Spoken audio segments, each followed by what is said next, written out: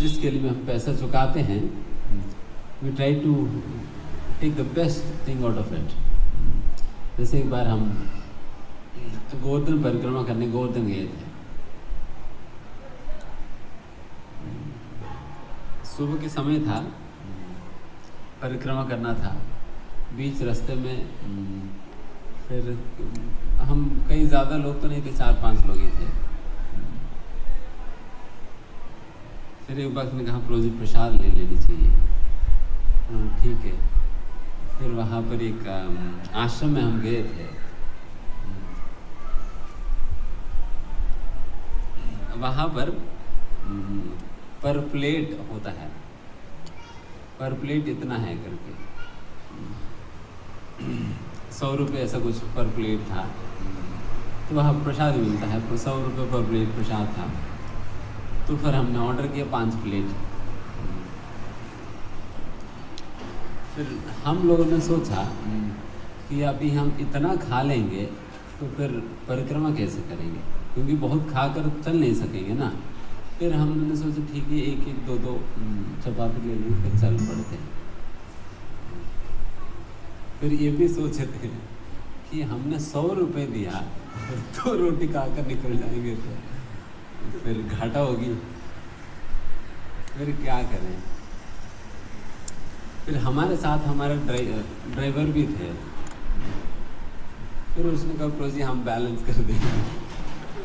And उसने लगभग 16-17 चपाती पराठा खा लिया उसने। तो हमारे सभी लोगों को उन्होंने बैलेंस कर दिया। शायद उसके बाद वो रूल चेंज कर दिया कि 100 रुपये पे इतने ही पराठा है करके। मैं इसलिए बता रहा हूँ कि वहाँ पर जितना हमने पैसा दिया उसको पूरा फ़ायदा उठाना चाह रहे थे। जितना उससे लेना चाहिए था वो पूरा लेना चाह रहे थे। उसी प्रकार से जो भी कीमती आपने जो खाया है, बस चार्जेस के रूप में हो या भक्ति के रूप में हो, जो कुछ भी, उसको पूरा फ़ायदा लेनी चाहिए। फिर यहाँ आकर अगर व्यक्ति,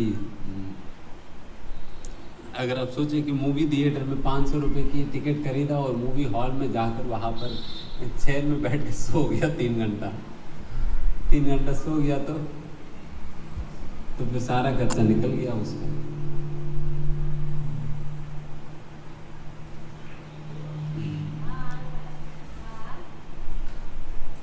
है ना। तो इस प्रकार से जिस कार्यक्रम हम करने के लिए यहाँ पर आए हैं, केवल दर्शन ही नहीं बल्कि कीर्तन, श्रवण, संगति, प्रसाद, इन सारे चीज़ों का हमें फ़ायदा लेनी चाहिए, वो भी धाम में। ये श्रीमती राधा रानी का असीम कृपा है। वैसे तो हमने बीच में सोचा था कि हम यात्रा कैंसिल कर दें। हमने सोचा था बिकॉज किसी ने कहा भी था प्रोजी यात्रा कैंसिल कर दे क्या।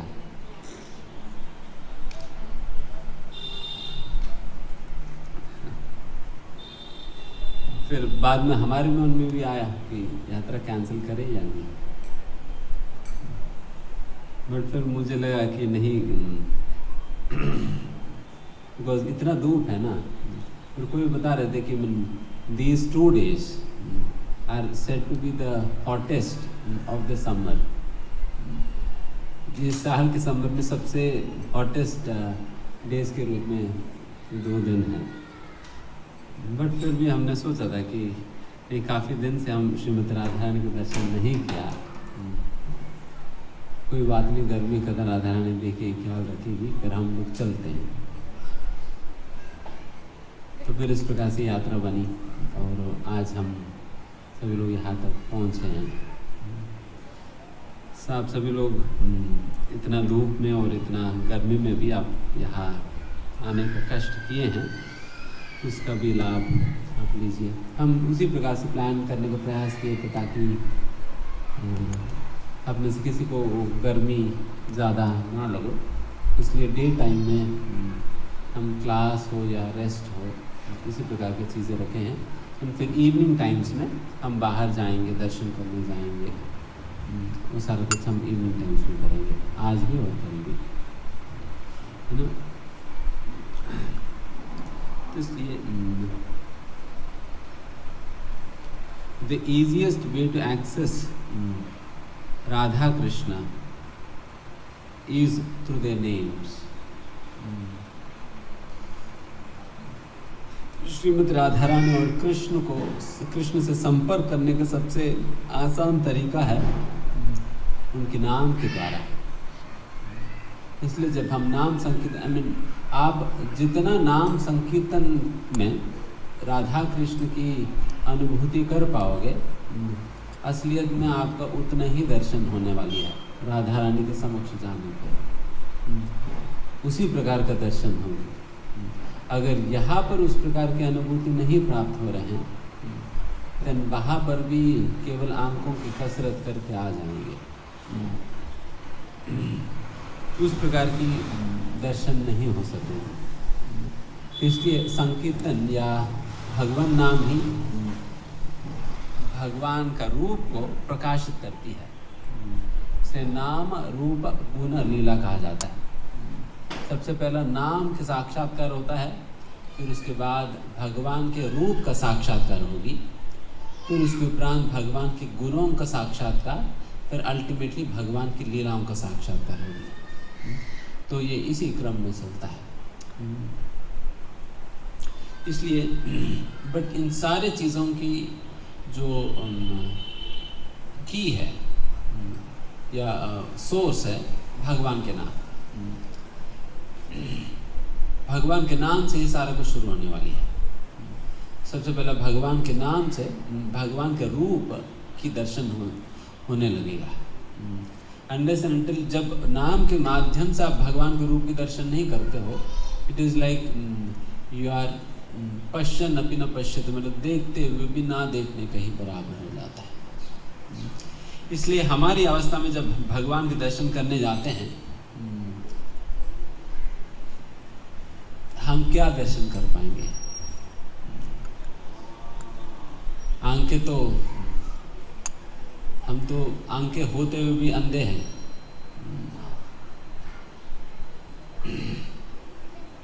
इसलिए हम देख कर भी नहीं देख पाएंगे, या दर्शन कर भी हमारी मतलब दर्शन नहीं होता है, बिकॉज उस प्रकार की समझ नहीं है। जैसे मान लीजिए कि गाड़ी के इंजन खराब है, अगर मेरे जैसे व्यक्ति से कहा जाए कि तो जरा सा इंजन देख लो, फिर मैं कहूँगा मैं देख के भी कोई फ़ायदा नहीं है। मैं देख कर भी कोई फ़ायदा नहीं, बिकॉज मैं समझ नहीं पाऊँगा वहाँ कि क्या इंजन है, कौन सा पिस्टन है, कौन सा कूलेंट है, क्या है, मैं समझ नहीं पाऊँगा। So it is as good as not seeing it, because मुझे समझ ही नहीं आने वाला है। मैं देख तो रहा हूँ इन ए लिटरल सेंस, बट फिर भी उसकी कोई मतलब नहीं है। उसी प्रकार से ही हमारी जो भगवान के दर्शन, हम जब भगवान के दर्शन करने जाते हैं, it is as good as me looking at the engine. Exactly उसी प्रकार से मैं अगर इंजन को देख रहा हूँ तो जिस प्रकार से कोई मतलब और फ़ायदा नहीं है, उसी प्रकार से जब हम भगवान को दर्शन करने जाते हैं, it is also something similar. इसलिए बट फिर भी हम जाते क्यों? पर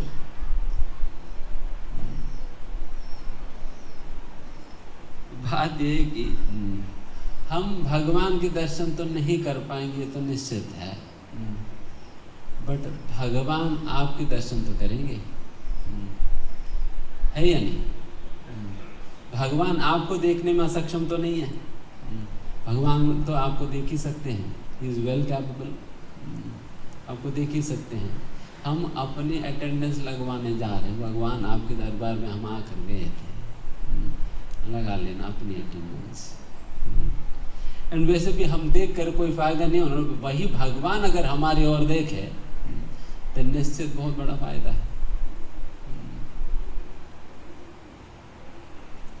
है ना। बिकॉज भगवान जब जीव के प्रति देखते हैं, भगवान का दृष्टि को ही कहा जाता है कृपा दृष्टि। कृपा दृष्टि कहा जाता है, because the mercy flows through his vision. भगवान की जो कृपा है वो भगवान की दृष्टि के माध्यम से वो मतलब आती है हमारे पास, उनकी दृष्टि के माध्यम से। ऐसा कृपा दृष्टि की नज़र में हम अपने आप को ले जा रहे हैं, by keeping himself, by keeping oneself, I mean being subjected to that vision, उस प्रकार की विजन, उस प्रकार की दृष्टि में हम आने के लिए जा रहे हैं ताकि भगवान की कृपा दृष्टि हमारे ऊपर पड़े, जिससे हम भी भगवान श्री कृष्ण और श्रीमती राधा रानी की कृपा के पात्र हम बने। तो उस प्रकार से भगवान की अभी के समय पर साधक की अवस्था में जब हमें रूप की प्रकाश नहीं हो सकी है, तो उस समय हम इस दृष्टिकोण से कम जाते हैं।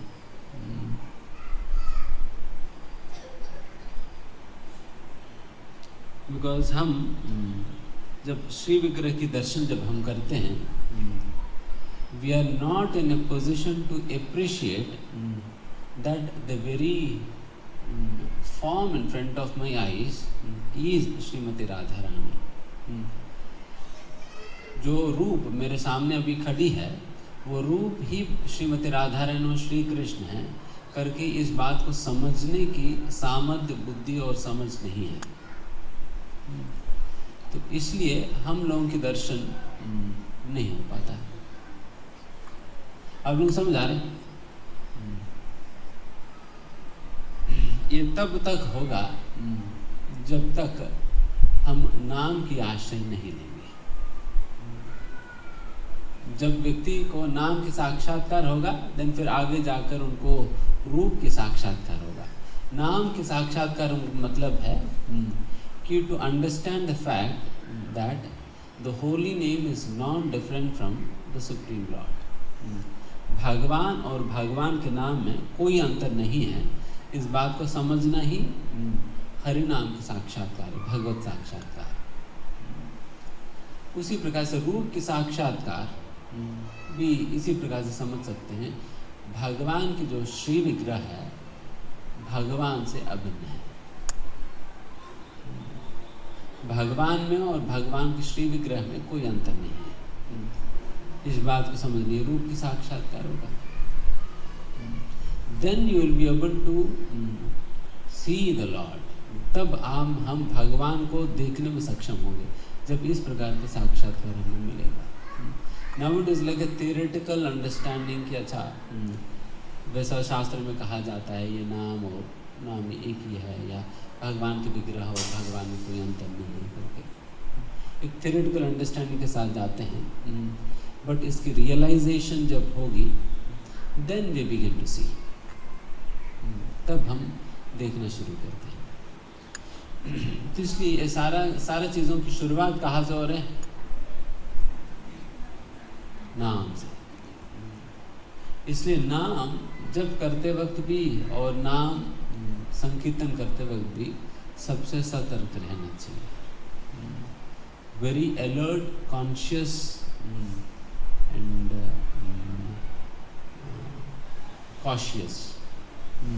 cautious of the offenses, conscious about the mood, alert to hear। तो इस प्रकार से भगवान के नाम है। डेफिनेटली ये तो एयर कंडीशन हॉल तो नहीं है, बट फिर भी एटलीस्ट धूप तो नहीं लग रही है। ठीक है, पुनः हम कीर्तन करेंगे। इस बार आप सभी लोग ध्यान से करेंगे, कोई सोएंगे तो नहीं?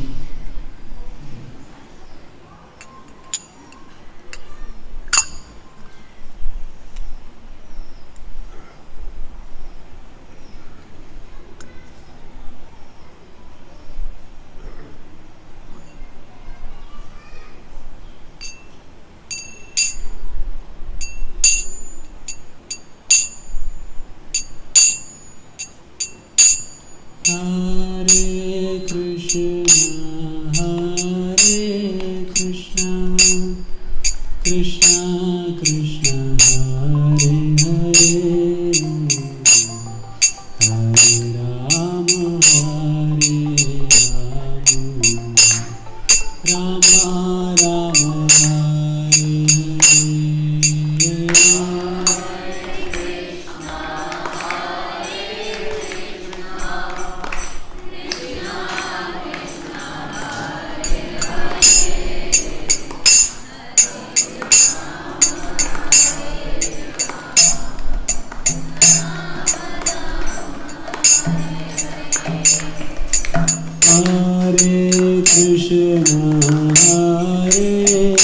Krishna Krishna, Hare Hare,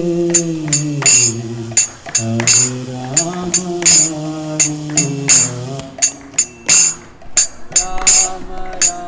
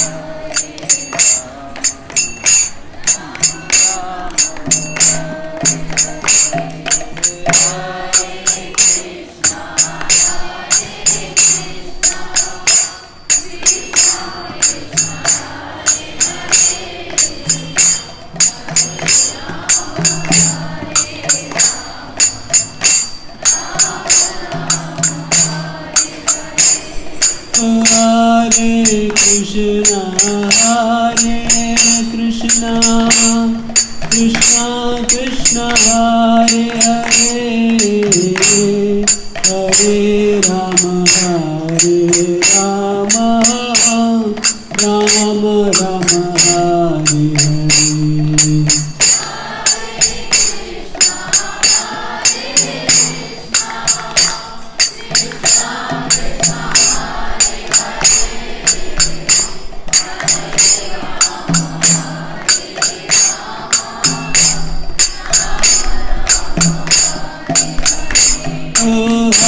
Hare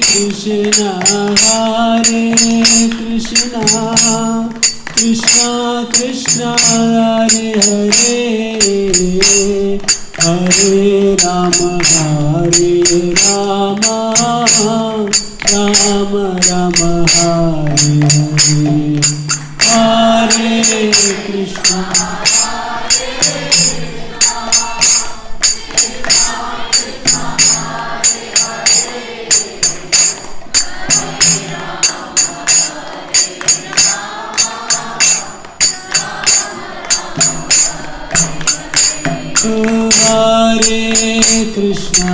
Hare Krishna, Krishna Krishna, Hare Hare,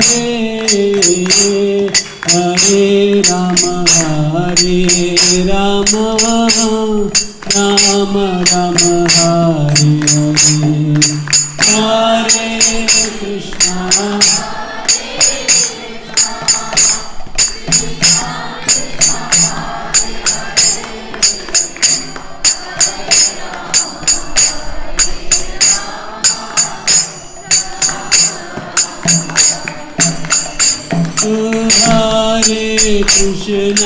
Hare Krishna, Krishna Krishna, Hare Hare, Hare Rama, Rama Rama, Hare Hare.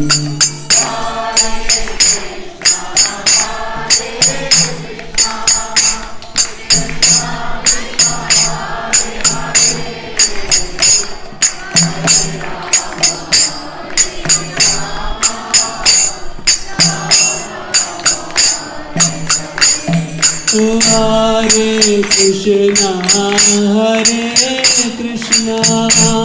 Krishna Krishna Hare Hare Hare Ram Ram Ram Hare Hare Hare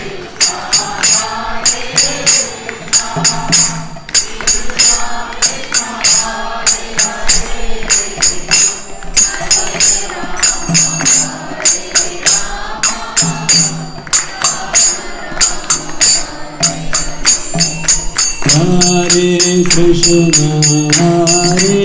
Krishna, Krishna Krishna, Hare Hare, Hare Rama, Rama Rama, Hare Hare.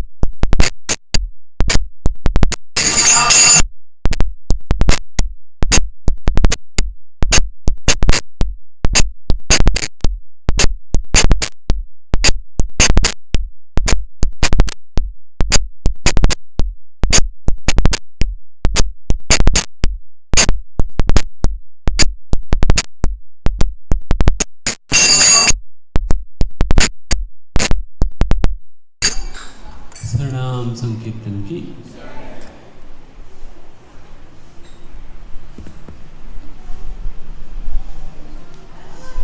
ओम ज्ञानतिमिरन्धस्य ज्ञानाञ्जनशलाकचक्षुरुन्मिलितं तस्मै श्रीगुरवे नमः। श्रीचैतन्यमनोभीष्टं स्थापितं येन भूतं स्वयं रूपः कदा मह्यं ददाति स्वपदान्तिकम्। वन्देऽहं श्रीगुरुं श्रीयुतपदकमलं श्रीगुरों वैष्णवंश श्रीरूपं साग्रजातं सहगणरघुनाथं तं सजीवं साद्वैतं सावधूतं परिजनसहितं कृष्णचैतन्यदेवं श्री राधा कृष्ण पादान सहगण ललिता श्री विशाखान्वितांश। हे कृष्ण करुणा सिंधु दीनबंधु जगत्पते गोपेश गोपिका कांत राधा कांत नमोस्तुते।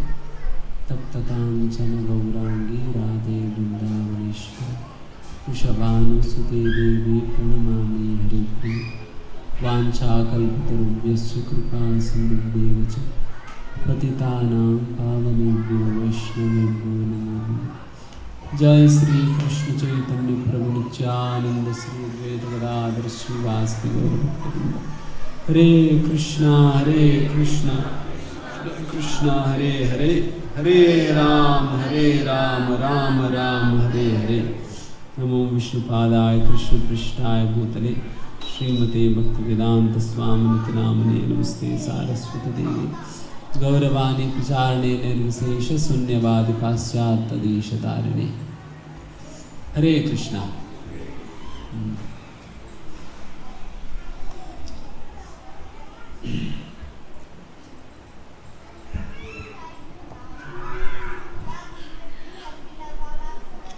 हम में से जिनको नींद आ रहे हैं या नींद आते हुए या सोते हुए दिखाई देंगे, फिर बाहर धूप में खड़ा कर देंगे, सारा नींद हो जाएगी।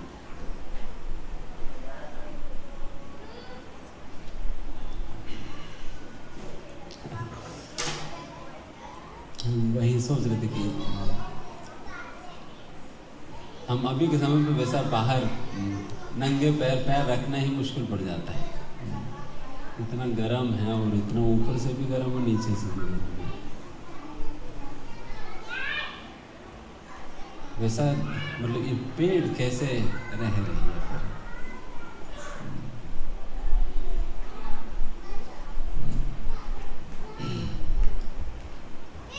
फॉर्चुनेटली अनफॉर्चुनेटली ये पेड़ इसी प्रकार से मतलब धूप खाते हुए वैसे ही खड़ा रहती है।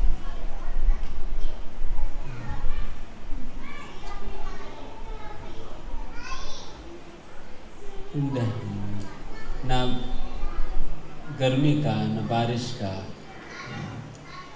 न ठंडी, हर प्रकार की ऋतु में पेड़ तो इसी प्रकार से खड़ा रहेगी।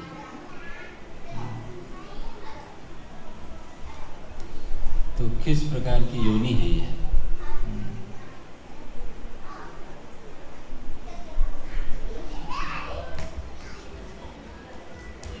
श्रील प्रभुपाद जी कहा करते थे,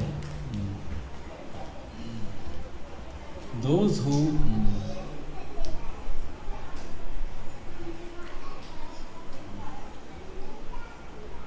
जैसा आजकल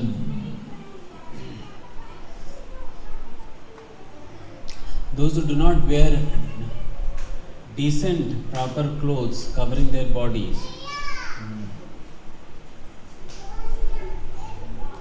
जो कि एक सभ्य स्त्री या पुरुष के लिए उचित है, देन फिर उन लोगों को इस प्रकार के पेड़ का योनि मिलता है।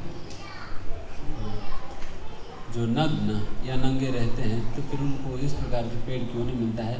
ठीक है, तुम फिर जीवन भर नंगे रहो,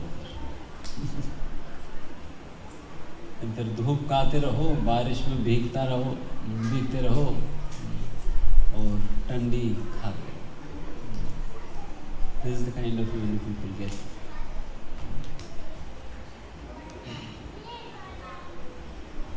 निश्चित पेड़ में आप देख सकते हैं चेतना, it is very much restricted, पूरा रिस्ट्रिक्ट कर दिया हुआ है चेतना को। कम से कम हम चल सकते, हिल सकते हैं। अगर एक ही जगह पर हमें बांध के रख दिया जाए, कितना अनईजी हम हो जाएंगे ना। अगर 2 घंटे के लिए जब मैं अगर अभी देख लीजिए, अभी 1 घंटे आगे मान लीजिए प्रवचन चलेगा, उतने समय में हम लोग कितने आसन चेंज कर लेंगे आप देख लेना। कभी पद्मासन में, कभी सुखासन में, कभी शवासन में लेट जाते हैं कोई, कभी कुछ और आसन में, कभी खड़े हो जाते हैं, कभी बैठते हैं, कभी घूमते हुए तो इस प्रकार से अलग अलग आसन हम लेते हैं. So it's not so easy to stand erect at one place. एक ही स्थान पर इस प्रकार से सैकड़ों सालों तक खड़े रह जाना इतना आसान नहीं है, ये इतना कंफर्टेबल पोजीशन नहीं है. बट एक पेड़ को उसी प्रकार से रहना पड़ रहा है इतने सालों तक. कोई कोई पेड़ तो सैकड़ों सालों की होती है, एंड कई ऐसा पेड़ भी है जो कि हज़ारों साल की उसकी उम्र है, हज़ारों सालों तक भी रहती है, 1500 years ऐसा. तो इतने सालों तक बस एक ही पोजीशन में उसी प्रकार से खड़े रहे ना, बिग ऑस्टेरिटी. इसलिए जब व्यक्ति अपना चेतना को, जो भी कॉन्शियसनेस उनको दिया हुआ है, उसकी सही प्रकार के उपयोग नहीं करता है, उस जो भी स्वतंत्रता उनको दिया जाता है उस स्वतंत्रता का सही उपयोग नहीं किया जाता है, लेकिन उस स्वतंत्रता को धीमे धीमे रिस्ट्रिक्ट कर दिया जाता है, धीमे धीमे रिस्ट्रिक्ट कर दिया जाता है. जैसा एक मनुष्य योनि से अगर आप पशु योनि में जाएंगे तो पशु योनि में उतना रिस्ट्रिक्शन नहीं है जितना कि एक पेड़ पौधे में दिखाई जाता है, बट उतना भी स्वतंत्रता नहीं है जितना कि एक मनुष्य को है. फिर बट उस स्तर का भी स्वतंत्रता को सही प्रकार का उपयोग ना करे तो फिर हमारी स्वतंत्रता को और रिस्ट्रिक्ट करके पेड़ जैसे योनि में डाल दिया जाता है. जैसे उसके बाद एक्वाटिक्स आता है, फिर एक्वाटिक्स के बाद इस प्रकार से पेड़ योनियाँ होती है. हालांकि लोग कहते तो है कि फ्री लाइक ए बर्ड, आपने सुना? Free like a bird. देखने के लिए लगता है कि वो फ्री है, बट फ्री नहीं है.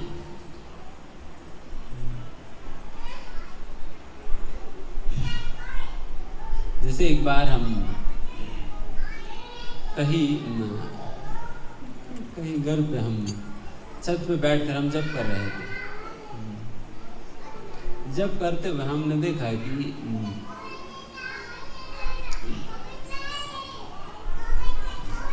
एक चिड़िया जो है वो उड़ रही थी, एंड दूसरा चिड़िया उसको पीछे पड़ा हुआ है, एंड फिर जहाँ पर भी बैठती थी उनको तंग कर रही थी. फिर दूसरी जगह जाकर बैठा तो फिर वहाँ पर भी जाकर तंग करने लगी. फिर उसकी तीसरी जगह बैठा तो वहाँ पर भी तंग करने लगी. फिर फाइनली ये उड़ गई. तो फिर ये देखकर मुझे यही लगा कि अच्छा, चिड़ियों में भी ये होता है, मनुष्यों में तो होता ही है, एक दूसरे को तंग करना, ये करना, वो करना, तो चिड़ियों में भी होता है. तो इसका मतलब वो लोग भी तो स्वेच्छ तो नहीं है, फ्री तो नहीं है, दे आर रिस्ट्रिक्टेड. उन्हें भी रिस्ट्रिक्ट कर दिया जाता है पेड़ों को. इस प्रकार से बहुत दुर्बल योनि है, बट फिर भी पेड़ों से वैसे तो हम बहुत कुछ सीखने के लिए हमें शास्त्रों में पेड़ों का उदाहरण अक्सर दिया जाता है. इसलिए श्री चैतन्य महाप्रभु अपने शिक्षाष्टक के अंतर्गत पेड़ की उदाहरण देते हुए सहिष्णुता को एक्सप्लेन करते हैं. तरोर अपि सहिष्णुना, एक पेड़ जैसा सहिष्णु होना चाहिए करके, एक पेड़ जैसा सहिष्णु होना चाहिए करके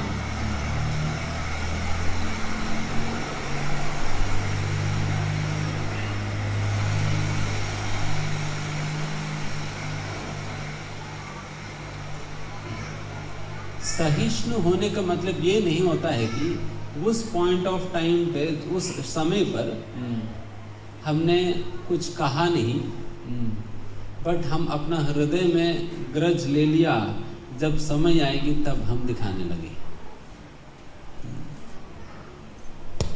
तो ये भी सहिष्णुता या टॉलरेंस नहीं कहा जाता है. असलियत में पेड़ से समझा जा सकता है कि सहिष्णुता क्या होता है. जैसे कि जब इतना गर्मी के समय है, पेड़ स्वयं बहुत धूप खाती है, बट उस पेड़ की आश्रय लिए हुए लोगों को ठंडक देगी। वो खुद तो धूप खाएगी, बट उसके नीचे जाए हुए लोगों को तो ठंडक देगी।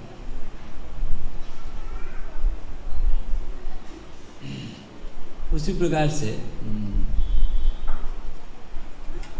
अगर उसी पेड़ पे अगर मैं पत्थर फेंकूं तो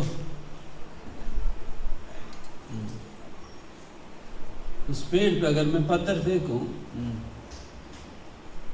पत्थर की मार खाएगी, बट मुझे फल देगी। पत्थर की मार खा के भी मुझे फल ही देगी। ऐसा नहीं कि पत्थर को पकड़कर सिर पे पटक तो नहीं करेगी ना। Rather it is going to offer me fruits in return for being hit by the stone.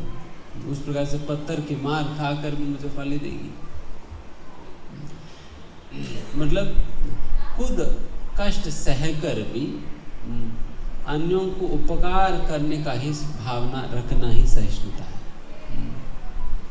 खुद कष्ट सहकर भी अन्यों को उपकार करने की भावना रखना, इसको सहिष्णुता कहा जाता है। For the sake of benefiting others, it is tolerating pain. First level of tolerance तो हम पेड़ के संबंध में एक बात सीख रहे हैं कि खुद वो धूप खा रही है, बट हम लोगों को छाया दे रही है। बट दूसरी समय हमने उसको हानि भी पहुंचाया, फिर भी वो हमारे ये भलाई जा रही है, खाने के फल दे रहे हैं। और उनको केवल पत्थर ही नहीं, अगर वैसा पेड़ को अगर कोई मूर्ख व्यक्ति अगर काटने भी लगे, फिर भी पेड़ यही कहती है, मेरी लकड़ी उपयोग करके तुम अपना खाना पकाकर खाओ।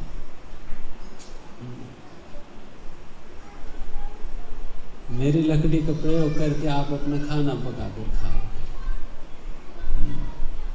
मतलब मर के भी वो भलाई ही करने का सोच रही है।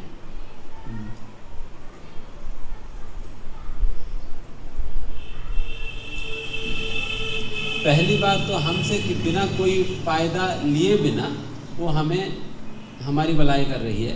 दूसरी बार हमसे पत्थर खाकर भी फिर हमारी फायदा कर रही है। तीसरी बार हमारे हाथों में मरने के बाद भी हमारे ही फायदा चाह रही है, हमारी भलाई कर रही है। तो इस प्रकार से ये 3 स्तर की सहिष्णुता है। सहिष्णुता है, टॉलरेंस है। असलियत में टॉलरेंस का ये मतलब होता है, it is not simply to somehow or other control reacting to something. केवल रिएक्ट करने से अपने आप को रोकना ही सहिष्णुता नहीं है। अगर वैसे व्यक्ति अगर बहुत ज़बरदस्ती सप्रेस कर भी लेता है, तो समय आने पर वॉल्केनो की तरफ फटकर फिर सारा बर्बाद करेगा। जब समय आने पर उनको समय ही चाहिए। तो इस प्रकार से सहिष्णु होना होता है। जो व्यक्ति इस प्रकार से सहिष्णु नहीं है, देन फिर वो भक्ति कर नहीं पाएगा।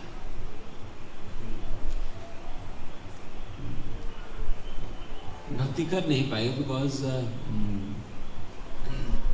भक्ति के पद पर चलते हुए अनेक प्रकार की परीक्षाएं माया के माध्यम से भगवान लेते रहेंगे। ये परीक्षाएं ये कोई रिटन एग्जाम नहीं है। आप भगवद गीता की 5वां अध्याय की 6वां श्लोका लिख दीजिए। इस प्रकार की परीक्षा यह नहीं लिया जाता है। रादर परीक्षा एक ऐसे होती है, कुछ ऐसा संदर्भ हमारा जीवन में क्रिएट किया जाएगी, जो संदर्भ हमें धर्म की पद से भ्रष्ट करने वाली जैसा हो सकती है। हमें एजिटेट करने वाली हो सकती है, हमें डिस्टर्ब करने वाली हो सकती है। उस प्रकार के सिचुएशंस क्रिएट होते हैं हमारे जीवन में। देन फिर ऐसा सिचुएशन हमारे जीवन में बनाकर माया देवी और भगवान खड़े रहकर देखते हैं अभी करेगा क्या है, अभी देखते हैं ये क्या करेगा। Does he get disturbed and agitated and react to the situation? And how does he contain the situation? ये कैसे रिएक्ट करेंगे सिचुएशन को लेकर, किस प्रकार से उनकी रिएक्शन रहेगी, सारा कुछ देखा जाता है। बेस्ड अपॉन इट फिर हमें इवैल्यूएट किया जाता है ये व्यक्ति असलियत में भक्त है या नहीं, क्या है। इसलिए भक्ति में केवल थियोरेटिकल एग्जाम्स ही नहीं होते हैं, बल्कि प्रैक्टिकल एग्जामिनेशंस होते हैं, जो कि प्रैक्टिकली वैसा सिचुएशंस को वैसा सिचुएशन लाया जाता है, दिया जाता है, और फिर देखा जाता है ये करेगा क्या। तो इसलिए हमसे पहले से ही हमें तैयार करके रहना चाहिए how to face this things. And इसलिए सहिष्णुता बहुत काम आएगी ऐसे परिस्थितियों में। हाउ टू किस प्रकार से ऐसा परिस्थिति को हम फेस करें, कैसे हम सहिष्णु रहें। बिकॉज अगर हर परिस्थिति को हम परिस्थिति के लिए रिएक्ट करने लगेगा द व्यक्ति, देन वो व्यक्ति केवल उनके सारा समय केवल उस रिएक्शन में ही कंज्यूम हो जाएगी। जैसे कई बार किसी ने आपके साथ कुछ किया, फिर आप सोचेंगे मैं भी एक समय देखकर उनका बदला लूँगा। फिर उसमें क्या होता है कि बदला लेने के दौरान माया आपकी सारा समय छीन ले रही है। बदला लेने के नाम से माया आपको बहुत ही इंटेलिजेंटली या बहुत स्ट्रैटेजिकली आपका सारा समय छीन ले रही है। उस प्रकार की भावना हमारे अंदर आई, देन फिर उस बदला लेने में ही हम पूरा कई लोग तो कई साल निकाल देते हैं बदला लेने की इसमें। इसलिए मेरे साथ उस प्रकार से किया तो मैं कुछ तो करूँगा करके फिर उस प्रकार की भावना में पूरा उनका कई साल निकल जाता है। बट बुद्धिमान व्यक्ति समझता है कि ये तो माया का खेल है, हमारे बीच में कुछ पर्दा बनाकर मुझे इस प्रकार के बदला लेने मजबूर कर रही है, बट फिर भी मुझे I should not fall prey to it. मुझे अपना समय की बचत करनी है, कोई बात नहीं, उन्होंने कुछ कर दिया तो कोई दिक्कत नहीं, मुझे अपना काम करने दो। So in this way, always इस प्रकार से सोचना होता है कि how can I save time, मैं कैसा समय की बचत कर सकता हूँ। Because time is the most precious element in your life.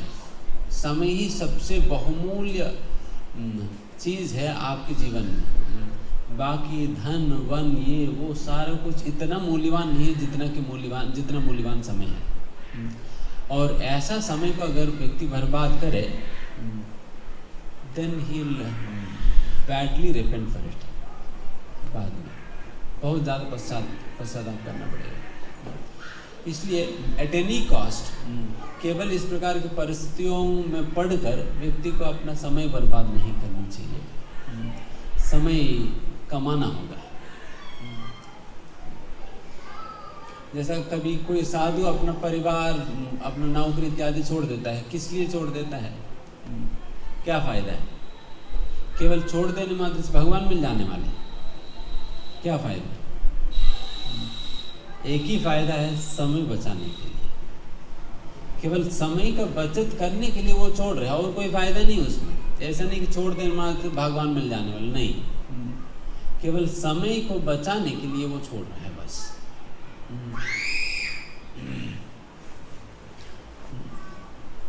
And उस प्रकार के दृष्टिकोण के साथ हम अपना जीवन के अंतर्गत हमेशा देखना पड़ेगा कि मैं कैसे अपना समय की बचत कर सकता हूँ हर समय पर, हर परिस्थिति में, so that we accumulate time to do what? सारा समय इकट्ठा करके हम करेंगे क्या? भक्ति करने के लिए तो इकट्ठा कर रहे हैं। अगर भक्ति के सिवा और कोई अन्य काम करेंगे तो बेहतर है समय कुछ और काम में गंवा दे। नहीं तो भक्ति भी ना करे और काम भी ना करे तो फिर कुछ ना कुछ ऐसा कार्य कर बैठेंगे जो कि हमारे लिए और बाकी लोगों के लिए बहुत नुकसानदायक है। तो इसलिए one has to positively engage his time in Krishna service and one has to earn time at any cost. किसी भी कीमत पे हमें अपना समय की बचत करनी चाहिए, किसी भी कीमत पे, चाहे उस कीमत कुछ भी क्यों ना हो, कुछ भी चुकाना पड़े, समय को हम बचत करनी होगी। जैसा कि रिसेंटली हमारा एक डिवोटी है, वो एक कंपनी में एज अ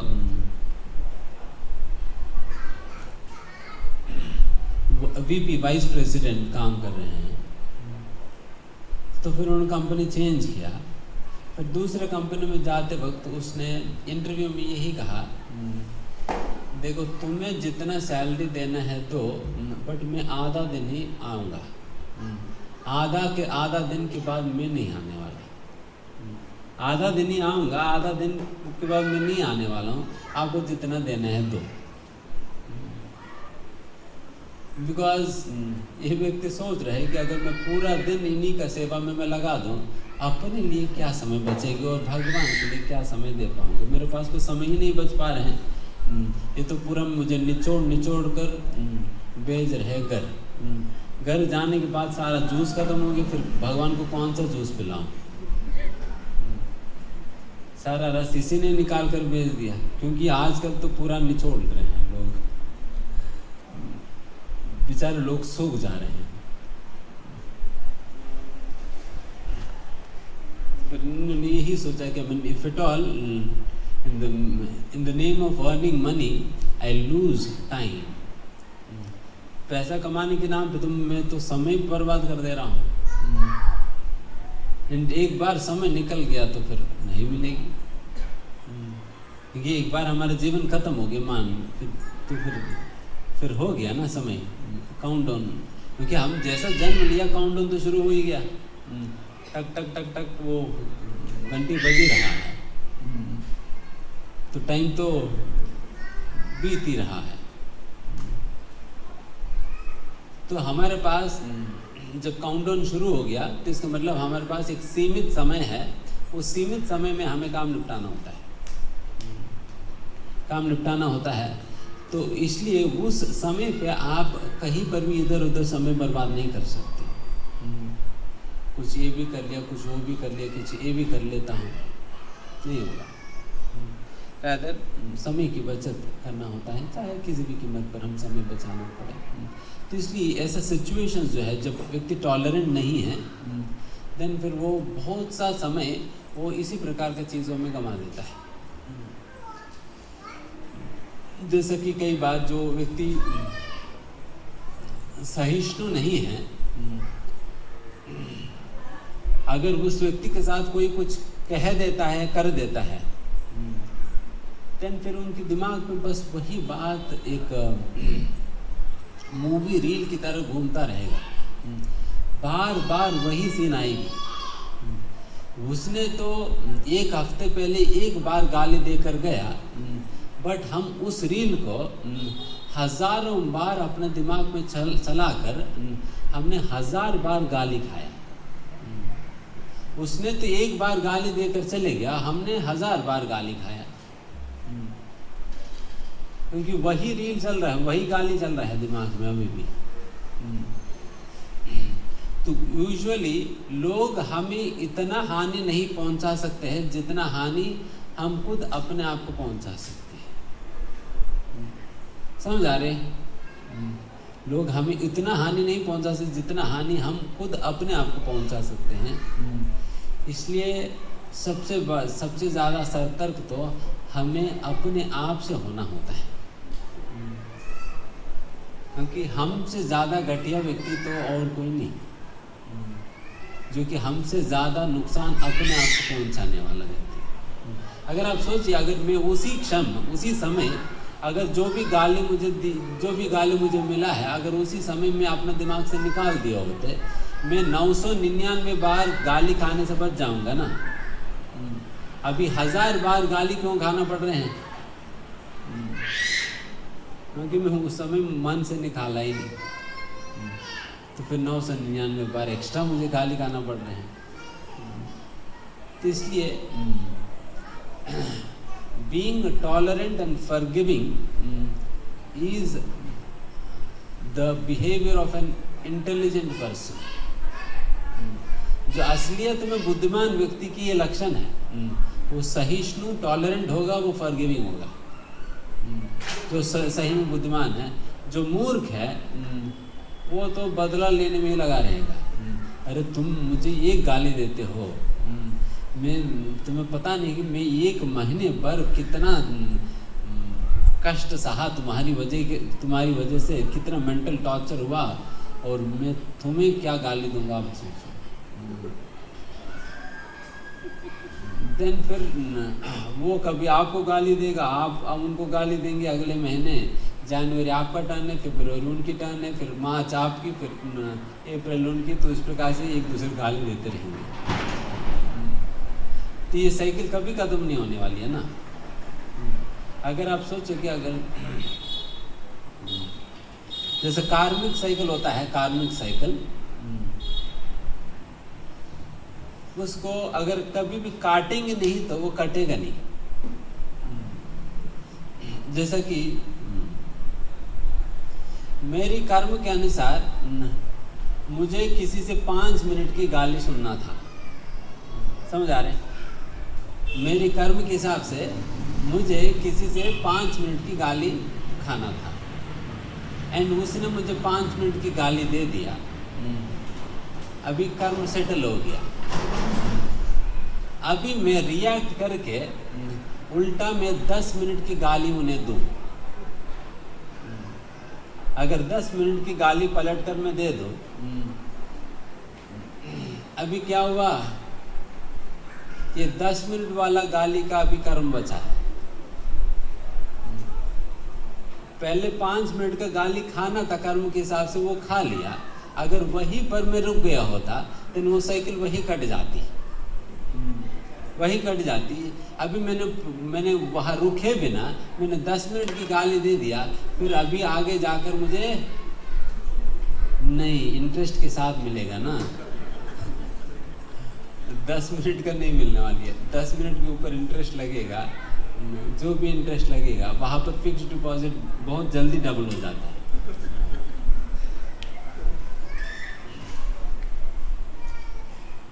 तो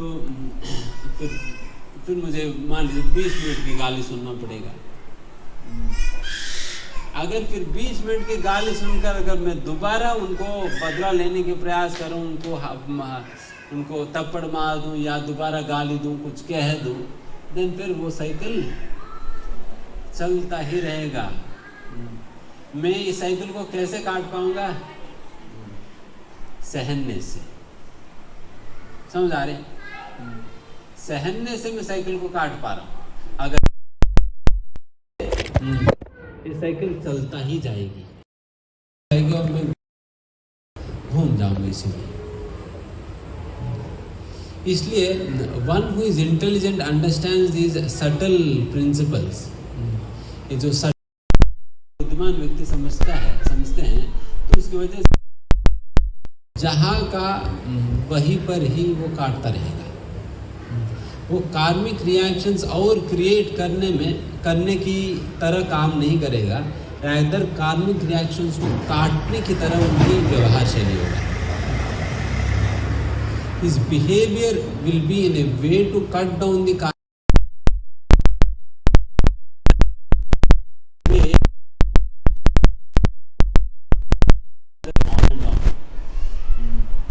उनकी व्यवहार ऐसा नहीं रहेगा कि वो और ज्यादा इस प्रकार के कार्मिक साइकिल में फंसते जाएं, रादर वो कार्मिक काटता हुआ चलेगा। ये बुद्धिमान व्यक्ति की व्यवहार की शैली है। तो इसलिए सहिष्णु बनना चाहिए। पेड़ से हमें सीखना होगा कि कितना सहिष्णु है पेड़, कितना सहिष्णु है। ऑलवेज जिस प्रकार से, एंड जैसे मैंने कहा, it is not simply about cutting down, rather it is also benefiting in turn। उल्टा उस व्यक्ति की फायदा के लिए कुछ तो करना चाहिए, तब असलियत में आप सहिष्णु हैं। नहीं तो इट इज लाइक लावा जमा कर रहे हैं। लावा जानते हैं ना, लावा क्या होता है? वॉल्केनो की लावा जमा कर रहे हैं, एंड एक दिन जब लावा बिल्कुल भर जाएगी तो वॉल्केनो फटेगा, देन लावा निकलेगी, सबसे पहले खुद जलेगी, क्योंकि लावा पहले तो अंदर है ना, फिर उसके बाद बाहर आएगी। जब तक अंदर है खुद ही जल जाएंगे, फिर उसके बाद बाहर आकर अन्यों को भी जलाएंगे। तो इस प्रकार से rather one should try to benefit others all the time. इसलिए भागवतम के अंतर्गत एक स्थान पर शिव जी बात कहते हैं, only those are qualified to go back to godhead, वही व्यक्ति योग्य है भगवत धाम जाने के लिए जो who is engaged all the time in welfare activities of others, जो हमेशा अन्यों को भलाई करने वाला कार्यों में जो लगे रहते हैं, वही व्यक्ति भगवत धाम जाने के लिए योग्य है। बाकी तो यहीं पर चक्कर काटते रहेंगे। वही व्यक्ति योग्य है one is constantly engage in the welfare activities of others. And welfare तो हम सभी लोग समझते हैं कि वेलफेयर एक्टिविटीज क्या होता है। वेलफेयर एक्टिविटी का असली मतलब यही है कि अन्यों को भगवान का संदेश पहुंचाना, to deliver the message of the supreme lord is the greatest welfare activity. बाकी सब कुछ श्री प्रभुपाद जी कहा करते थे, all of this so-called nationalism and socialism and this and that, they are all extended sense gratification। विस्तृत इंद्रिय तृप्ति है। एक तो इंद्रिय तृप्ति हो गया, दूसरा विस्तृत इंद्रिय तृप्ति हो गया। इंद्रिय तृप्ति मतलब अपने इंद्रियों को तुष्ट करने का प्रयास करना, और एक्सटेंडेड सेंस ग्रेटिफिकेशन या विस्तृत इंद्रिय तृप्ति का मतलब है अन्यों के इंद्रियों को तुष्ट करने का प्रयास करना। जैसा जनरली हम परिवार के लोगों की इंद्रियों को तुष्ट करने का जो प्रयास करते हैं, वो भी एक्सटेंडेड सेंस ग्रेटिफिकेशन है, विस्तृत इंद्रिय तृप्ति है। उसी प्रकार से जो साधारण तौर पर समाज सेवा के कार्यक्रमों में लगते हैं, वो भी एक्सटेंडेड सेंस ग्रेटिफिकेशन या विस्तृत इंद्रिय तृप्ति है। जो भी सो कॉल्ड देशभक्ति के नाम पे कार्य करते हैं, वो भी विस्तृत इंद्रिय तृप्ति है। सो कॉल्ड ह्यूमैनिटेरियनिज्म, ह्यूमैनिटेरियन मतलब मनुष्यों की भलाई करने के कामों में जो भी लगे रहते हैं, वो भी विस्तृत इंद्रिय तृप्ति है। वो भी विस्तृत इंद्रिय तृप्ति, वो भी एक्सटेंडेड सेंस ग्रेटिफिकेशन ही है। मतलब ये आप देखिए कि कितने स्तरों में इंद्रिय तृप्ति हो रही है। पहले तो अपने स्तर पे तो है ही, अपने के बाद परिवार के बाद समाज, समाज के बाद देश, देश के बाद मनुष्य समाज, फिर कोई इसी को एक्सटेंड भी कर लेते और पशुओं तक भी पहुंच जाते, कोई पेड़ पौधे तक भी पहुंच जाते हैं। तो इस प्रकार से इंद्र तृप्ति का ही कार्यों में सभी लोग लग जा रहे हैं किसी न किसी प्रकार से।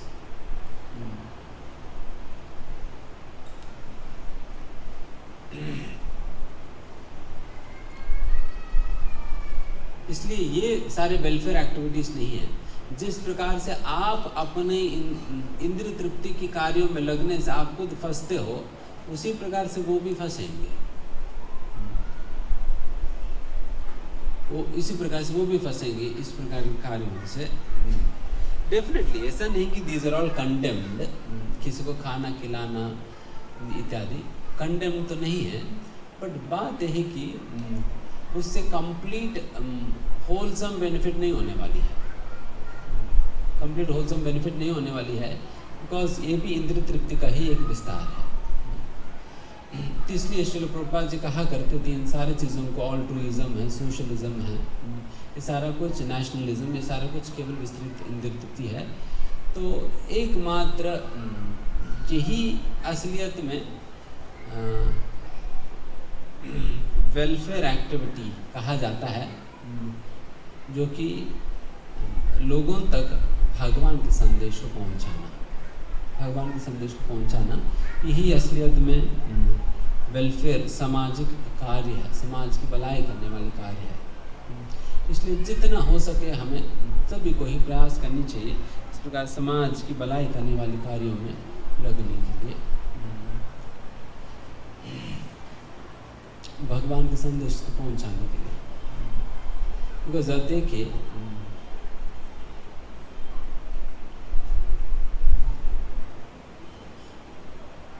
भगवान भी यहाँ तक श्रीमती राधा रानी में बरसाने में क्यों रह रही बताइए? यहाँ पर मतलब मंदिरों में हो इस प्रकार से, हालांकि वहाँ पर इतना कुछ सुविधाएं तो नहीं होती है। वही अगर भगवत धाम जाए तो भगवत धाम में कितने सारे सुविधाएं हैं। वहाँ पर एक स्थान पर एक बार शिव जी वैकुंठ में जाते हैं, उस समय वैकुंठ की वर्णन आता है। वैकुंठ में वैकुंठ कैसे दिखते हैं करके, तो वहाँ पर वर्णन आते हैं कि वहाँ बताया जाता है कि जिस हॉल में भगवान बैठते हैं ना, तो पूरा हॉल जो है डायमंड से, एमराल्ड से पूरा का पूरा जो फ्लोर है बना हुआ होता है, पूरा फ्लोर इसी से बना हुआ होता है। फिर जितने भी सिंहासन इत्यादि है वो इसी प्रकार के सोने से, डायमंड से, वज्रों से इत्यादि इत्यादि चीज़ों से बने हुए होते हैं। एंड एक एक हॉल कई किलोमीटर के विस्तार होता है, एक हॉल कई किलोमीटर के विस्तार होता है। उतने बड़े बड़े हॉल्स में सैकड़ों हजारों लाखों की संख्या में सेवकों के साथ भगवान अनेक प्रकार की सेवाएं लेते हुए भगवान वहाँ पर विराजमान है अपने सिंहासन पे। एंड वैसा भगवान को हम अपने घर की दीवार पे एक छोटा सा लकड़ी की पूजा घर में टांग देते हैं, भगवान रहो यहाँ।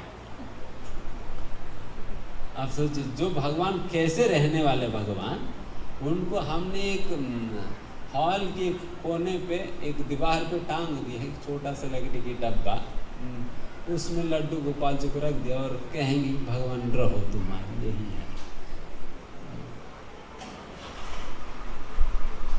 सो why is the lord act. फिर भगवान के लिए तो बहुत ही कष्टदायक स्थिति है ना इस प्रकार से इस अवस्था में रहना। जिस प्रकार से आप में से सभी लोग शायद कोई न कोई ऑफिस में वगैरह काम ही कर रहे होंगे, वहाँ पर तो आप लोग आराम से एसी हॉल में या एसी ऑफिस रूम्स में बैठते होंगे, बट यहाँ पर तो कहाँ पंखा की हवा भी लग नहीं रहा है, वो जैसा घूमता वो दिखाई दे रहे बट हवा तो नहीं लग रहा। उस प्रकार की अवस्था में आप सभी लोग बैठे हैं, तो इतना सुविधाजनक तो है नहीं। उसी प्रकार से भगवान के लिए भी हम जैसा लोगों की घरों में या छोटे छोटे मंदिरों में आधा अधूरा सेवाओं को लेने में भगवान को भी बहुत कष्ट है। हम जो कपड़ा पहनाते हैं किस प्रकार के कपड़ा पहनाते हैं, भगवान की जो कपड़ा होता है वो तो सोने की रस्सी के साथ बनाई जाता है, उस प्रकार की चीज़ें बनाई जाता है। भगवान को प्लास्टिक की मोतियाँ डाल कर हम तो बनाते हैं। हम जो माला वाला पहनाते किस प्रकार की माला है, प्लास्टिक वाले ही तो, प्लास्टिक वाले माला मोतियाँ लगा देते हैं, बीच में वो प्लास्टिक वाला वो क्या है, डायमंड जैसा दिखता है, छोटा सा ग्लास जैसा, वो डाल देते हैं, फिर भगवान के गले में पहना देते हैं। सो फिर हम खुश हो जाते हैं, भगवान आज तुम्हारे लिए मैं तो नया माला लाया हूँ लोही बाजार से।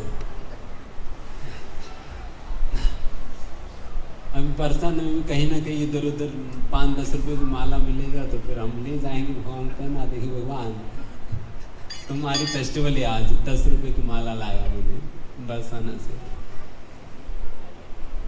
So is it not austerity for him? क्या ये तो बहुत बड़ा तपस्या नहीं है? और किस किस प्रकार के भोग हम खिलाते हैं भगवान को। कभी कभी लोग पूछते प्रभु जी, जब घर पे कुछ नहीं तो प्रभु जी रोटी और दही लगा दे क्या?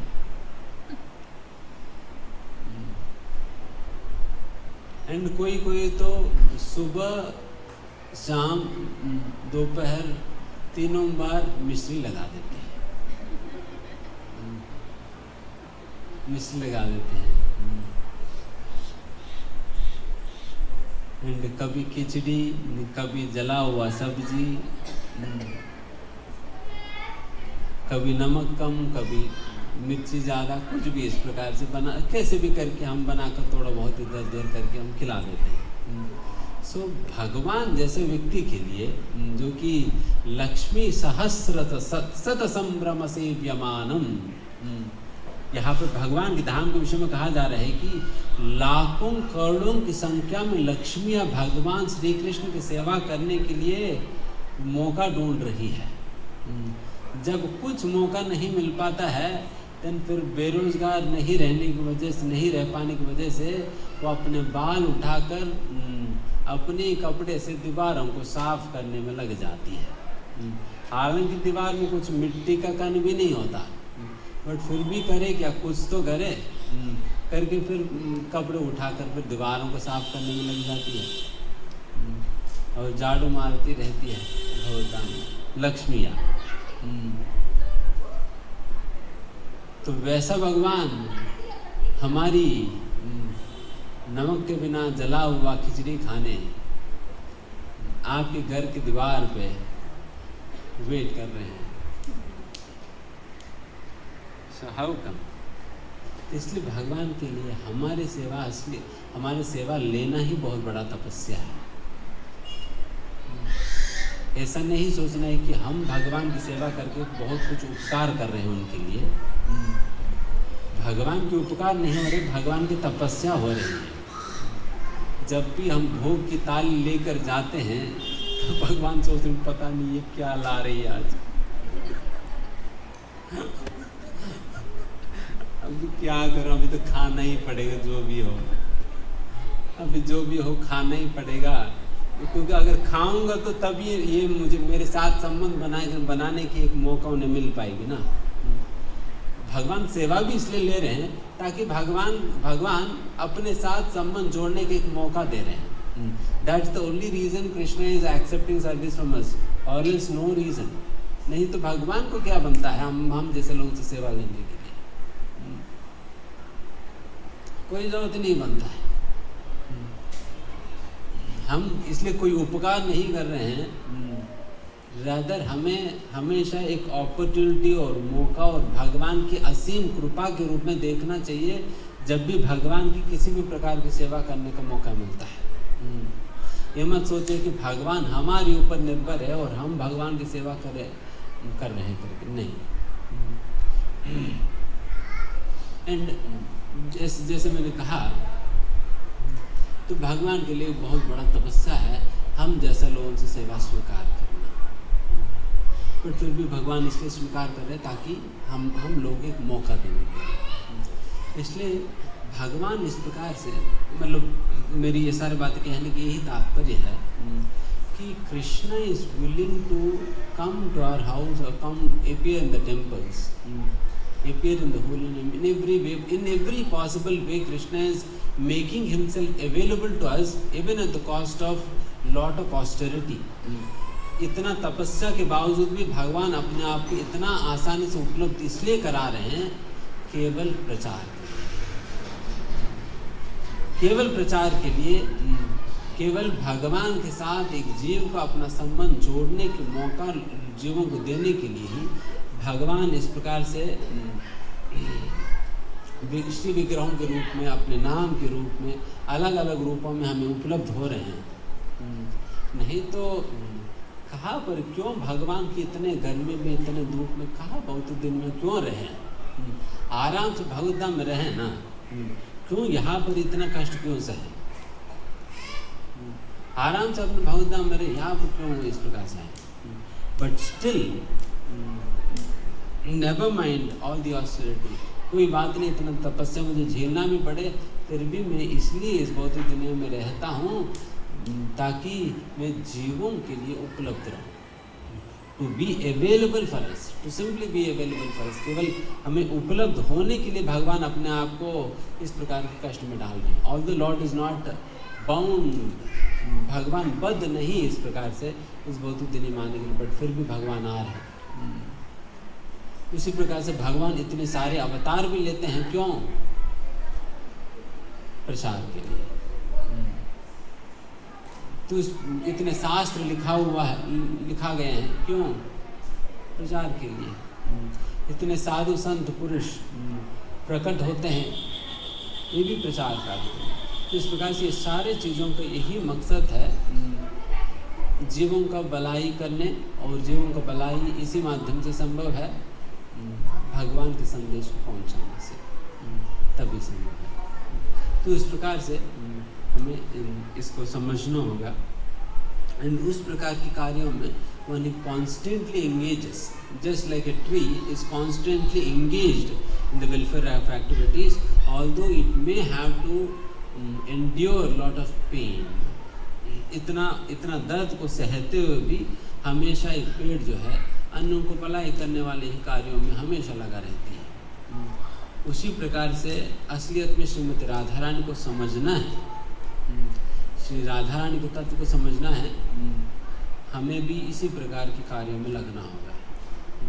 इन राधा रानी का भी यही काम है, जो भी हम भगवान को जो भी हम भोग लगाते हैं वो हम गुरु तक पहुंचाते, फिर गुरु प्रभुपाद जी को पहुंचाएंगे, प्रभुपाद जी अपने गुरु तक पहुंचाएंगे, फिर उस प्रकार से जाकर फिर फाइनली ललिता देवी के पास जाता है, फिर ललिता देवी राधा रानी को देगी, फिर फाइनली राधा रानी कृष्ण को खिलाती है। तो जीवों के द्वारा अर्पण किया हुआ सारे चीज़ों को भगवान तक पहुंचाने का कार्य श्रीमती राधा रानी करती है।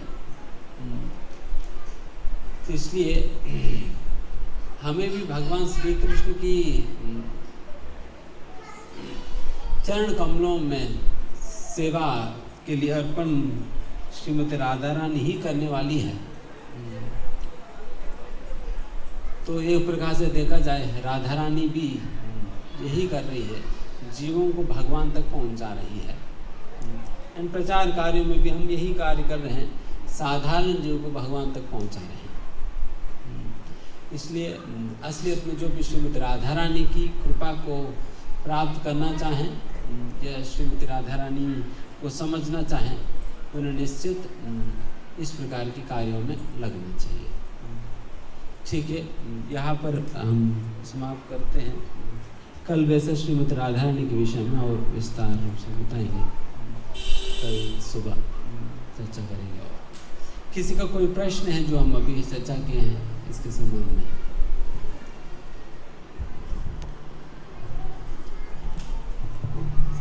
किसी का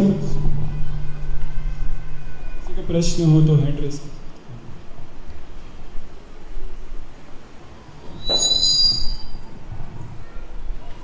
हरे कृष्णा प्रभु जी, दंडवत प्रणाम। प्रभु जी, लड्डू गोपाल की सेवा किस तरीके से करनी चाहिए, फिर ये बता दीजिए।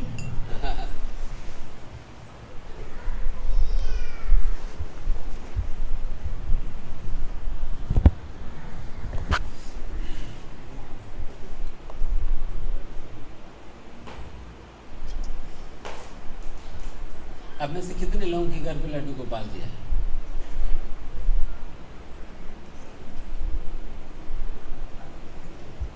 ठीक है,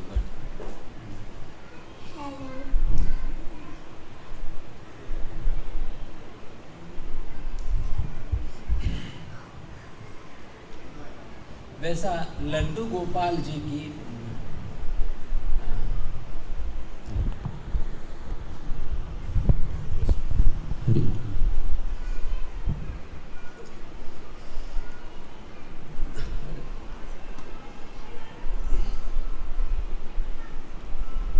बिकॉज हम कैंप में आए हैं, फ्री एंड फ्रैंकली ही बात करेंगे। तो लड्डू गोपाल जी की उपासना जो है पुष्प मार्ग के अंतर्गत ये एक वात्सल्य भाव में की जाता है। हालांकि हम गौड़ी वैष्णव संप्रदाय के अंतर्गत, जो कि अपनी संप्रदाय के अंतर्गत, हम कृष्ण की उपासना बाल्य रूप में नहीं बल्कि किशोर रूप में करते हैं। किशोर रूप में हम कृष्ण की आराधना करते हैं, ना कि बाल्य रूप में। क्योंकि जिस प्रकार से लड्डू गोपाल जी की आराधना ये वात्सल्य भाव में किया जाता है, उसी प्रकार से किशोर रूप में भगवान श्री राधा कृष्ण की आराधना ये माधुर्य भाव में की जाता है। इसलिए हम ये बेस्ट है, जिन जिन के पास ऑलरेडी लड्डू गोपाल जी है उनकी आप पूजा कंटिन्यू करो। कैसे करना है एक सिंपल तरीका हम बता दें। एंड फिर जिनके पास नहीं है, आप अभी कोई विग्रह मत लाइए, कोई विग्रह मत लाइए, क्योंकि अभी के समय पर हम करने का सक्षम नहीं है। बेहतर अभी के समय पर हम केवल फोटोज़ जो होते हैं ना, जो राधा गोविंद जी की फ़ोटो, उस प्रकार से उन्हीं फ़ोटोज़ के साथ ही आप लोग आराधना करें। बिकॉज शास्त्र में 8 प्रकार के विग्रह होता है। 8 प्रकार के विग्रह में फ़ोटो भी एक प्रकार की विग्रह है। बट जब विग्रह के रूप में भगवान आते हैं फिर थोड़ा सा और सीरियस नोट पर पूजा होनी होती है। तो पहले अभी के समय पर फ़ोटो के साथ कर लीजिए। एंड आगे जाकर जब विग्रह को लाने की बात आता है तब बताई जाएगी। हम यही रिकमेंड करते हैं कम से कम दीक्षा ले कृष्णा कम से कम दीक्षा लेने के बाद ही विग्रह लाया जाए, गुरु से दीक्षा प्राप्त करने के बाद ही, क्योंकि गुरु की परमिशन लेना होता है श्री विग्रह को अपने घर में स्वागत करने के लिए, अन्यथा नहीं। एंड जब लाना भी होता है, जब गुरु की परमिशन से, तब हम इधर जनरली घरों में जगन्नाथ, बलदेव, सुभद्रा या गौर निताय, इन दोनों की पूजा करना आसान है। घर में हम अपने स्तर पर कर सकते हैं। राधा कृष्ण तो बहुत मुश्किल है, मेंटेन नहीं कर पाएंगे, स्टैंडर्ड मेंटेन नहीं कर पाएंगे। ये काफ़ी हाई स्टैंडर्ड्स की ज़रूरत पड़ता है, नहीं तो उल्टा अपराध होगा, उल्टा अपराध होगी। इसलिए राधा कृष्ण को हम रिकमेंड नहीं करते। राधा कृष्ण की पूजा तो मंदिरों में हो ही रहा है, मंदिरों में आप लोग अटेंड कर लीजिए। बाकी घर पे तो गौर निताई या जगन्नाथ, बलदेव, सुभद्रा को रखा जा सकता है। उनका पूजा विधान जो है थोड़ा सा आसान है।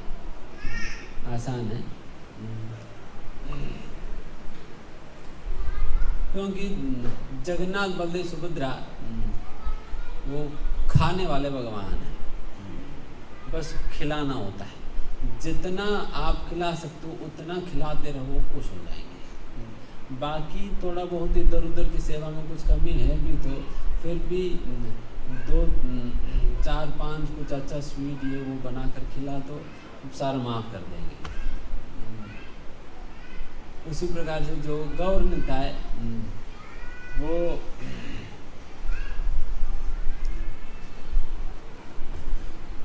वो संकीर्तन वाले भगवान हैं। आप उनको कुछ खिलाओ पिलाओ भी मत, केवल उनके सामने बैठकर कीर्तन भी करते रहो, वो आपके साथ नाचने लगेंगे आपके घर में। वो भी संकीर्तन करने से वो खुश हो जाते हैं।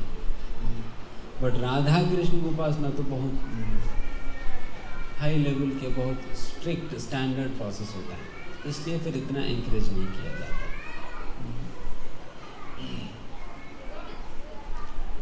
बट ये भी दीक्षा के बाद होनी चाहिए। जब अभी लड्डू गोपाल जी की अगर आराधना पूजा के विषय में कहा जाए, सिंपल डीटी वर्शिप स्टैंडर्ड्स रख सकते हैं। सबसे पहला हम कोई, जैसे मैंने कहा ना, कोई भी हम ऑफर करते हैं, अर्पण करते हैं, वो गुरु की माध्यम, गुरु परंपरा के माध्यम से राधा रानी तक पहुंचती है, फिर राधा रानी अल्टीमेटली ऑफर करती है।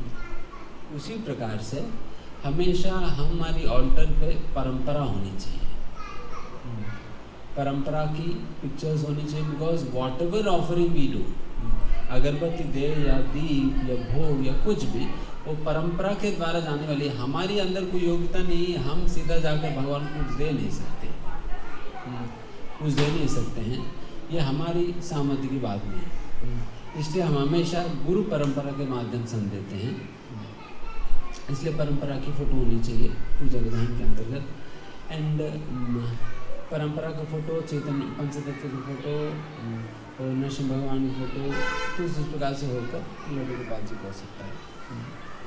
इस आगे जाकर आप लोगों को समझाई जाएगी किस क्रम में रखा जाता है, किस क्रम में पूजा किया जाता है इत्यादि, बट एक संक्षेप में बता देंगे।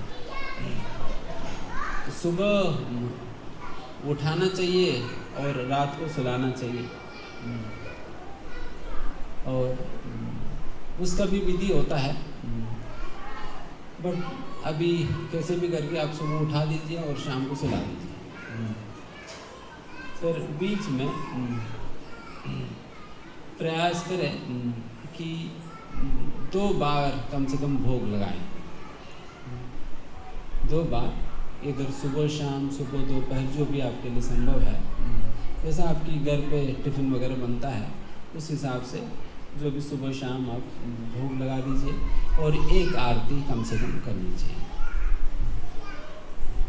तभी हो गया ना, सुबह को जगाना, रात को सुलाना, बीच में 2 बार भोग लगाना और एक आरती करना। इन सारे चीज़ों के विधान, भोग कैसे लगाए जाए, आरती कैसे करे, सुलाए कैसे जाए, उठाए कैसे, सारा विधान है। अभी बाद में वो डिटेल प्रोसेस आएगी, बट कम से कम मोटा मोटा इतना तो समझ लीजिए, इतना करना उपयुक्त है। बाकी आप और भोग खिला सकते हो तो अच्छी बात है, आरती भी आप कर सकते हो, 2 आरती कर सकते हो, वो भी अच्छी बात है। जो आपके लिए संभव हो उस प्रकार से कर सकते हो, बट ये मिनिमम है जो हम अपने घर पे हम कर सकते हैं। एंड लड्डू गोपाल जी को कई बार लोग हर दिन ही नहलाते हैं और कपड़ा बदल देते हैं। बहुत सिंपल प्रोसेस ही रखते हैं। एक थाली में लड्डू गोपाल जी को रख के गंगा जल के साथ हो या जैसा भगवान के ऊपर डाल दो, फिर भगवान को पोंछ कर फिर कपड़ा पहना दिया। 5-6 मिनट में हो ही जाता है, इतना भी समय नहीं लगेगा। बस पानी में जो भी अभिषेक करने वाले जल में तुलसी डालना होता है, तुलसी डालकर हम जल छोड़ना तो इस तरह से। अगर रोज़ नहीं कर सकते हैं तो हफ्ते में 1 बार करें। अगर हफ्ते में 1 बार भी नहीं कर पाएंगे तो 15 दिन में 1 बार। अक्सर लोग एकादशी को चुनते हैं, हर एकादशी को भगवान को नहलाकर कपड़ा पहना देते हैं। बट बेस्ट है अगर रोज़ नहला सके तो, बिकॉज बहुत ज़्यादा समय भी नहीं लगने वाली है। क्योंकि लड्डू गोपाल जो कपड़ा पहनाना बहुत सिंपल ही है, कॉम्प्लिकेटेड नहीं है, तो इसलिए फिर आसानी से किया जा सकता है। तो उस प्रकार से लड्डू गोपाल जी की पूजा की जा सकती है।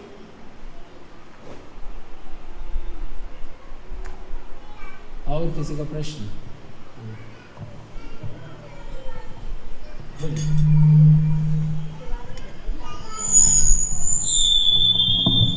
हरे कृष्ण प्रभु जी। जैसे आपने बोला भी कि हम अगर हमें कोई कुछ बोल रहा है और हम रिएक्ट नहीं कर रहे हैं तो हमारे कर्म कर रहे हैं। बट अगर कोई इंसान गलती करता है और हम उसे मतलब बोल रहे हैं तो क्या उससे हमारे कर्म बढ़ रहे हैं? अगर कोई गलती कर रहा है और हम उसको बोल रहे हैं तो क्या इससे हमारे कर्म बढ़ते हैं?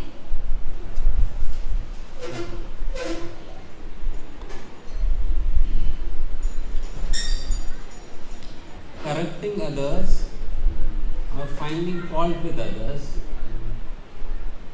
is only recommended when we are an authority. अन्यों में गलती निकालना और अन्यों को करेक्ट करना ये हमें तभी कर सकते हो जब हम अधिकृत हैं, कोई ना कोई अधिकार है। जैसा एक माँ का अधिकार अपने बच्चों पे है, माँ अपने बच्चों को सुधार सकती है, बट किसी और के बच्चों को माँ सुधारने के अधिकार उन पे नहीं है। एक टीचर अपने क्लासरूम के अंतर्गत बच्चों को सुधार सकती है, पड़ोस वाला स्कूल के बच्चों को सुधारने लगी तो फिर FIR केस हो जाएगा, लोग केस डालेंगे। That is not what is expected. मतलब ये शास्त्रों का भी वचन है, एक गुरु भी अपना शिष्यों को सुधार सकते हैं, बट किसी और के शिष्यों को वो नहीं कहेगा, नहीं कहेगा। तो इस प्रकार से पहले हमारी अधिकार देखना होगा।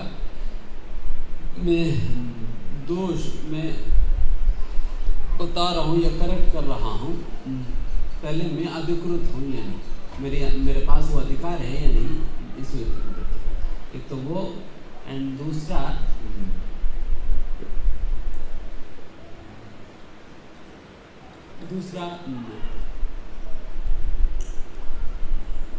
तब ही अगर किसी की गलती भी है तभी असलियत में कहने की अधिकार है, जब when we genuinely seek his betterment, जब हम genuinely उस व्यक्ति की भलाई चाहते हैं, केवल दोष निकाल कर उनको मजाक उड़ाना नहीं, बल्कि हम उन्हें मदद करना चाहते हैं, and we should also offer ourselves। तो जी इसमें अगर किसी भी प्रकार से मैं आपकी मदद कर सकता हूँ तो मुझे बताइए, मैं तैयार हूँ। उस प्रकार की भावना के साथ जाना होगा। अगर केवल दोष निकाल कहे तो क्या फायदा, क्या फायदा।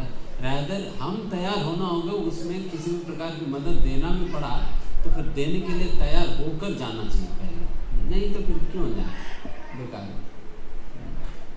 देन फिर अगर केवल दोष ही निकाल रहे व्यक्ति, देन तो फिर लगेगा करना जबरदस्त दोष निकाल। अगर मतलब रिलेशन है तो कोई दिक्कत नहीं, अधिकार वाला तो जैसे मेरा अधिकार मेरी बहन पे है ना, वो मेरी छोटी बहन है, अगर वो कोई गलती कर रही है पर मुझे पता है कि ऐसे नहीं ऐसे करना है, मैं उसे बता सकती हूँ। हाँ, इसमें भी ये भी बात देखना होगा कि बिकॉज ये बहुत ही सेंसिटिव चीज़ है, सेंसिटिवली भी डील करना होता है कि तो सामने वाला व्यक्ति इसको कैसे ले रहा है। अगर मानो उनकी गलती में बोलने पे वो इतने एजिटेट, विचलित और डिस्टर्ब हो जाते हैं, वो कई और गलतियां कर जाएंगे, देन ये उल्टा पड़ जा रहे हैं ना, उल्टा पड़ जा रहे हैं। तो इसका मतलब ऑफिशियली मेरा रिलेशनशिप है बट हृदय से संबंध नहीं है, आपकी बात वो नहीं मान रही है, नहीं मान रही है आपसे इस प्रकार की। बिकॉज आप तभी कोई भी गुड्स आप इस स्थान से दूसरे स्थान पर पहुंचा पाओगे जब कोई रोड है या ब्रिज है। अगर ब्रिज बनाए बिना मैं सीधा गुड्स को बेच दूं फिर क्या होगा, नीचे गिर जाएगी। ब्रिज है तो फिर ब्रिज के ऊपर से चले जाएगी। ब्रिज मतलब ये रिलेशनशिप है। अगर दो लोगों के बीच में रियली संबंध है, उस संबंध के आधार पे हम संदेश या ये करेक्शन पहुंचा सकते हैं। बिकॉज करेक्शन मतलब डेबिटिंग द अकाउंट, विथड्रॉ कर रहे हैं, पैसा निकाल रहे हैं। अगर मान लो मैंने अपने बैंक अकाउंट में पैसा डाला ही नहीं और पैसा निकाल रहा हूँ तो क्या होगा, हाँ, बाउंस बैक हो जाएगी। पैसा डाले बिना निकालने का प्रयास करें। इसलिए जब भी हम किसी को करेक्ट कर रहे हैं तो इसका मतलब वी आर विथड्रॉइंग मनी, हम पैसा निकाल रहे हैं। बट वही व्यक्ति पैसा निकाल सकते जिसने पैसा डाला है। इसलिए पहले पैसा डालो, मतलब रिलेशनशिप पे इन्वेस्ट करो, देन फिर उसके आधार पे देन आप उन्हें करेक्शन ऑफर कर सकते हो, देन फिर वो स्वीकार करेगा। नहीं तो अच्छा आज मेरे दोस्त निकालते हो, कल तुम्हारी मेरे 25 लाता हूँ, रुको। फिर आप कहेंगे कि अरे मैं तो पुस्तक लिख दिया मैंने, तुम तो 25 लाओगे, तो मैं तो पुस्तक लिखा मैंने, तो मैं परसों तो पुस्तक नहीं आऊँगा। तो फिर यही चलता रहेगा। ठीक है, और किसी को प्रश्न? प्रभु जी, और जैसे आपने अभी बताया कि जैसे माया मतलब भगवान जी हमारी मतलब परीक्षा लेते हैं, माया देवी, और मतलब ऐसा हमें ऐसा कुछ ना कुछ हमारे ऊपर भेजते रहते हैं कि हम कैसे रिएक्ट करेंगे। तो मतलब हम लोग तो बच्चे हैं, हम लोगों को तो गलतियाँ करना तो हमारा है ही, तो हम मतलब कैसे समझे कि ये हम मतलब हमें ये गलती नहीं करनी है, नहीं चाहते फिर भी हो जाती है गलतियाँ। Failures are the stepping stone for success. गलतियों से सीखना पड़ेगा, और गलतियाँ हो रही हैं तो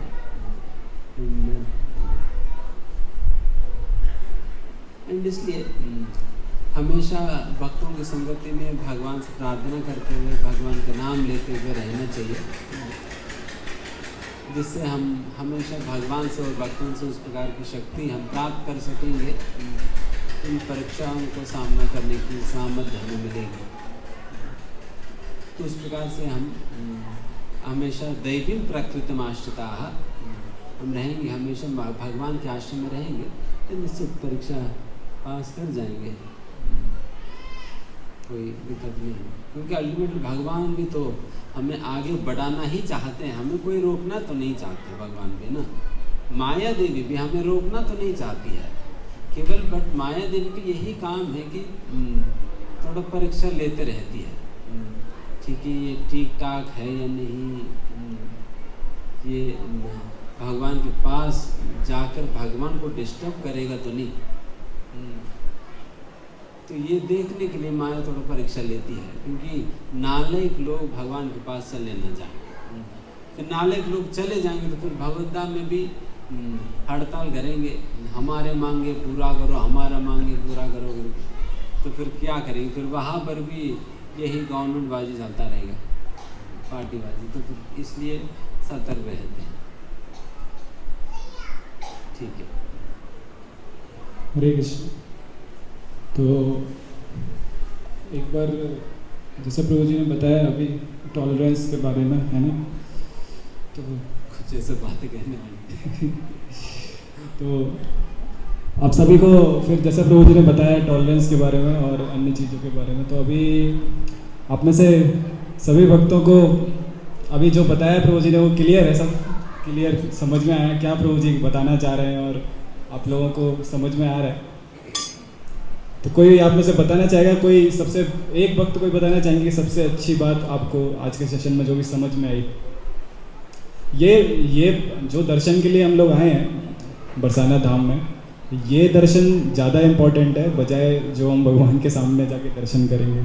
इसको भी दर्शन बोलते हैं, जैसे आप पढ़ेंगे हिंदी में इसको भी दर्शन ही बोलते हैं। जो भी हमने सुना, कानों से सुना, इसको भी दर्शन बोलते हैं। तो इसको भी अपने हृदय में उतारिए। और अभी दर्शन शुरू हो चुका है, बरसाना यात्रा हम लोग की ऑलरेडी शुरू हो चुकी है।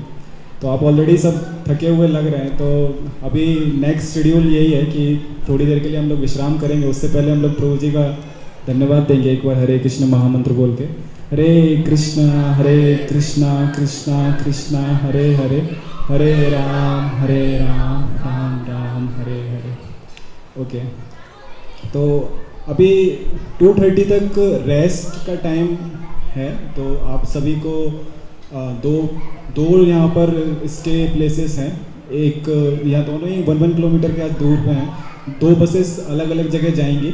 तो मैं अभी जिन डिवोटीज़ के नाम बोल रहा हूँ वो एक साइड हो जाएंगे और फिर दूसरे डिवोटीज़ एक साइड हो जाएंगे। एक बस 1 में जाएंगे, दूसरे डिवोटीज़ बस 2 में जाएंगे। ठीक है ना, क्लियर है? तो मैं सभी भक्तों के अभी नाम बोल रहा हूँ। तो